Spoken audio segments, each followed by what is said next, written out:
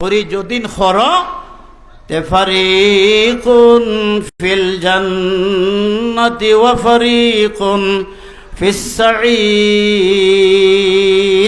হাসরের ময়দানও আল্লাহ পাক রব্বুল আলামিনে কিতা করবা, যারার সওয়াব বেশ এরারে বেহেশত দিবা, যাদের গুনাহ বেশ এরা দুজখ যাইব। ঠিক আছে না?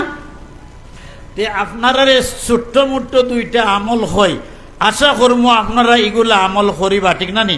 করবা নি? করবা ইনশাআল্লাহ। হাসরের ময়দানও যে সময় আল্লাহ পাক রব্বুল আলামিনে ফয়সালা করবা একজন মানুষরে যে এই মানুষ দুজখ যাইত গি, এর গুনাহ বেশি এবং সওয়াব কম।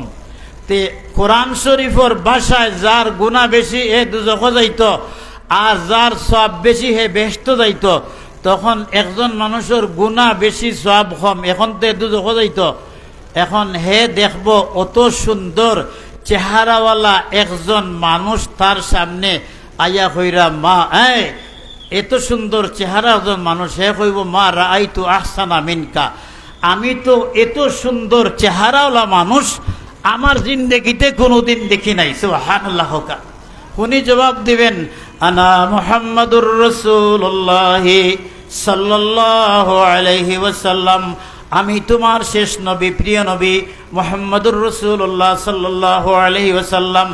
হাদিস শরীফের মধ্যে নবীজি এই ব্যাপারে দুইটা হাদিস উল্লেখ করছেন, যার গুনাহ বেশ আর এই মানুষ দুজখ যাইত কি, তখন নবীজি তাইনর ফগেটটা কি একটা কাগজত ঠুমা দিবা। কিরতাস আরবি ভাষায় কাগজ রেখয়, আর কিতা হয় কাগজের ঠুমারে।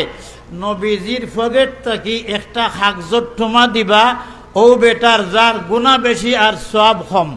নবীজির ফগেটটা কি ওই কাগজত ঠুমাটা যার সওয়াব কম, ওই সওয়াবের পাল্লা বা দেওয়ার সাথে সাথে কিতা হয়ে যাব, সওয়াবের পাল্লাটা ভারী হয়ে যাবে, আর এই মানুষ বেহেশত যাওয়ার জন্য খুশি হয়ে যাইবে। সুবহানাল্লাহ।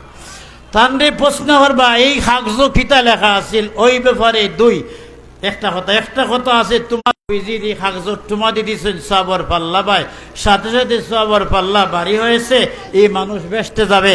আমাদের মহামান্য অতিথি উনি গাড়ি তো ঝামেলা থাকে, রাস্তাতে আমরা তো বুঝ পাইন, বেনিবাজার থেকে ওখানে হইতে হতে একটু অসুবিধা হয়ে যায়, হুজুরাইতে এটা দেরি হয়ে গেছে, আমি আর কি কিছু সময় নষ্ট করলাম।